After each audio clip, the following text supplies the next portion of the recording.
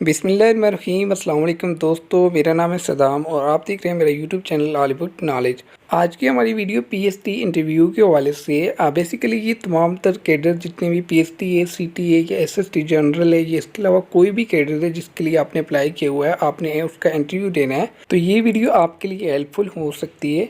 तो वीडियो को आपने एंड तक ज़रूर वॉच करना है। इसमें हम आपको मुकम्मल A to Z जितना भी प्रोसेस है उसको आपके साथ शेयर करेंगे कि इसमें आपका जो इंटरव्यू का प्रोसेस होता है वो किस तरह होता है, इसमें जो कौन कौन से डॉक्यूमेंट आपको रिक्वायर्ड होते हैं जो कि आपने साथ लेकर जाने होते हैं, चाहे वो पीएसटी है, सीटी है या कोई भी है। तो ख़ास तौर पे जितने भी कैंडिडेट जिन्होंने पीएसटी के लिए इंटरव्यू देना है, इस पर जो पर्सनल मेरा अपना व्यू है वो भी आपके साथ शेयर करूँगा, क्योंकि मैं ऑलरेडी जो पीएसटी का इंटरव्यू दे चुका हूँ। तो इसमें आप लोगों को मुकम्मल गाइड करूँगा कि किस तरह से आपने कौन कौन सी चीज़ें साथ लेकर जानी है और आपका किस तरह से ये इंटरव्यू होगा। तो अगर आप इस वीडियो को मुकम्मल देख लेते हैं तो इसके बाद आपको किसी से पूछने की ज़रूरत नहीं पड़ेगी कि मुझे कौन कौन सी चीज़ें साथ लेकर जानी है, कौन से डॉक्यूमेंट्स साथ लेकर जाने हैं, या इस जो इंटरव्यू का प्रोसेस है कि किस तरह से होगा। ठीक है, तो आइए हम वीडियो को शुरू करते हैं। जैसा कि महकमा एजुकेशन खैबर पख्तूनख्वा के अंदर जो डिफरेंट कैडर के टेस्ट आए हुए थे ईटा के जरिए जो कंडक्ट हुए हैं, तो इसमें जो मेरिट लिस्टें हैं उनका प्रोसेस स्टार्ट हो चुका है। जैसे कि हज़ारा डिवीजन, इसके बाद खान डिवीजन की अभी मेरिट लिस्टें लगी हैं, और इसके बाद जो फर्दर मलकन डिवीजन की मेरिट लिस्टें अभी लग चुकी हैं फेज़ 1 की। तो जैसा कि अभी मेरे लिस्टों का प्रोसेस स्टार्ट हो चुका है, तो ये प्रोजेक्ट अपने अख्ताम पर है। तो जितने भी कैंडिडेट जिन्होंने पीएचडी के लिए अप्लाई किया हुआ है, तो सबसे पहली चीज़ आपको कैसे पता चलेगा कि आपका लिस्ट में नेम है, आपको इंटरव्यू देना चाहिए या नहीं देना चाहिए। तो उसके लिए मैं आपको बताता चलूँ कि आपका डीओ ऑफिस जो है, या इसके अलावा आपका जो एसडीओ ऑफिस है, सब डिवीजनल ऑफिसर, ठीक है, तो जो तहसील की सतह पर आपका होगा, तो उस से आपको एक नोटिस जारी होगा, ठीक है, डीओ ऑफिस की तरफ से, जिसमें आपको इंटरव्यू के लिए बुलाया जाएगा। तो जैसा कि हज़ारा डिवीजन के अंदर जो डिस्ट्रिक्ट मानसर है, इस तरह बटग्राम फीमेल्स के हवाले से जो नोटिस आया था, तो इनको इंटरव्यू के लिए बुलाया गया है। तो अब हज़ारा डिवीजन के अंदर इंटरव्यू चल रहे हैं आजकल। इसके बाद इसी तरह से डी खान डिवीजन के भी इंटरव्यू स्टार्ट होने वाले हैं। उसके साथ साथ मलकन डिवीजन का, जैसा कि मेरी लिस्टें ईटा की वेबसाइट पर अपलोड हुई हैं, तो ये भी अभी स्टार्ट हो जाएंगे कुछ ही दिनों में। आपको जो रिजल्ट है डीओ ऑफिस को हर साल किया जाएगा, उसके बाद आपकी मेरिट लिस्ट लगेंगी, और उसके साथ साथ आपका जो इंटरव्यू का प्रोसेस है वो स्टार्ट हो जाएगा।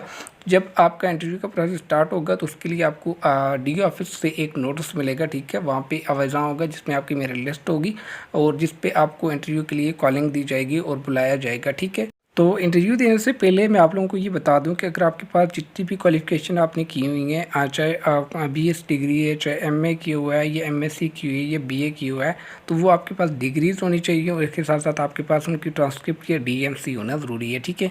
तो ये चीज़ें आपने इंटरव्यू के वक्त अपने साथ लेकर जानी होती हैं। इस वाले से मैं आपको बता दूँ कि आपने किस तरह से इनके जो 2 सेट बनाने होते हैं, ठीक है, 2 सेट आपको रिक्वायर्ड होते हैं। एक आपने ओरिजिनल डॉक्यूमेंट जो होते हैं वो आपने साथ लेकर जाने होते हैं, और इसके साथ साथ आपने 2 सेट बनाने होते हैं।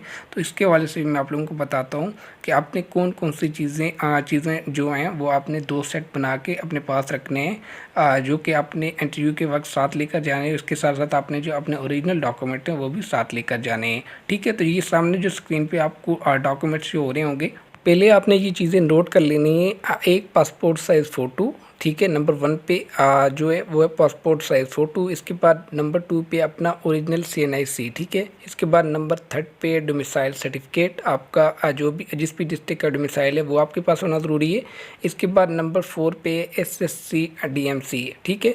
तो आपके पास मैट्रिक की DMC होना, इसके बाद मैट्रिक का सर्टिफिकेट होना ज़रूरी है, और इसके बाद नंबर 6 पे है SSC DMC, ठीक है। तो मैट्रिक का DMC सर्टिफिकेट, इसके बाद आपके पास DMC होना ज़रूरी है। इसी तरह आपके पास HSSC का सर्टिफिकेट होना ज़रूरी है और DMC होना ज़रूरी है, ठीक है।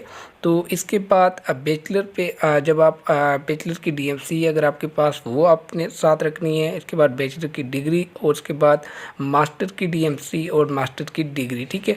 तो जितनी भी चीज़ें यहाँ पे रिक्वायर्ड हैं वो आपको यहाँ पे मेंशन की हुई दिखाई दे रही होगी। इसके अलावा अगर आपके पास कोई मज़ीद क्वालिफिकेशन है तो उसकी DMC और डिग्री आपके पास होना ज़रूरी है, ठीक है।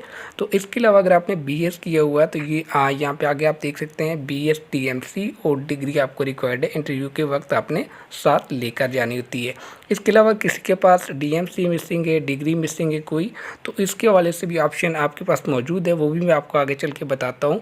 तो ये चीज़ें आपने पहले नोट कर लेनी है जो कि आपको रिक्वायर्ड है। तो ये तमाम तर डॉक्यूमेंट्स जो कि यहाँ पे मेंशन किए गए हैं, आपने ये ओरिजिनल तमाम तर जो चीज़ें हैं ये आपने अपने साथ रखनी है। जितने भी डॉक्यूमेंट यहाँ पे मेंशन किए गए हैं, इसके अलावा आपने इनकी दो कापियाँ करवानी है, ठीक है। दो कापियाँ आपने करवानी है और उनके अलग सेट बनाने हैं, ठीक है। एक चीज़ आपने फॉर एग्जांपल आपके पास CNIC की 2 कापियाँ और एक ओरिजिनल CNIC होना ज़रूरी है, ठीक है। इसी तरह आपके पास डोमिसाइल सर्टिफिकेट एक होना ओरिजिनल ज़रूरी है। इसके अलावा आपने 2 कापियाँ करवानी है और उन दोनों कापियों का आपने अटेस्ट करवा के अपने पास रखना है, ठीक है। तो जितने भी डॉक्यूमेंट हैं इनको आपने अटेस्ट भी करवाना है और अपने पास रखना है। इसके अलावा आपके पास ओरिजिनल ये तमाम जो डॉक्यूमेंट्स हैं ये होना भी ज़रूरी है, ठीक है। इनकी 2 कापियाँ करवा के आपने अलग सेट बनाने हैं, ठीक है।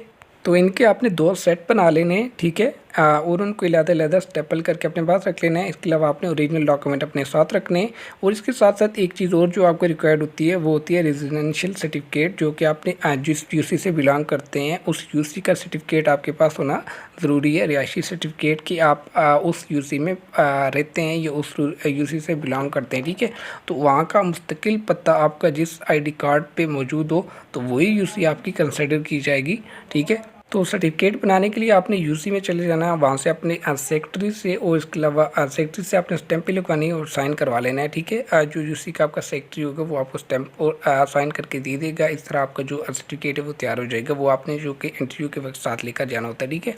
तो इंटरव्यू में आपसे कुछ भी नहीं पूछा जाता। रिहायशी सर्टिफिकेट के हवाले से पूछा जाता है कि आप कौन सी UC से बिलोंग करते हैं। इसके अलावा क्वालिफिकेशन के हवाले से आपसे क्वेश्चन हो सकता है कि आपकी कितनी क्वालिफिकेशन है और इसमें जो आपकी जब डिग्रीज चेक की जाती हैं, फॉर एग्जांपल आपसे सबसे पहले कहा जाता है कि मैट्रिक की अपनी DMC दिखाएं, इसके बाद अपनी जो सनद है वो दिखाएं। तो उस पे जो नंबर आपके DMC पे मेंशन होते हैं वो उससे जो कि वहाँ पे आपने एंट्री डाली होती है तो वो आपकी वेरिफिकेशन करते जाते हैं, ठीक है। तो वहाँ पे गुड लगाते जाते हैं, उनके पास ऑलरेडी डेटा पड़ा होता है तो वहाँ पे वो गुड करते जाएंगे जो चीज़ आपने सही एंटर की हुई होती है। इसमें जो करेक्शन होती है वो अपनी वो क्लियर करते हैं। तो इसके अलावा आपसे मज़ीद कुछ भी नहीं पूछा जाता।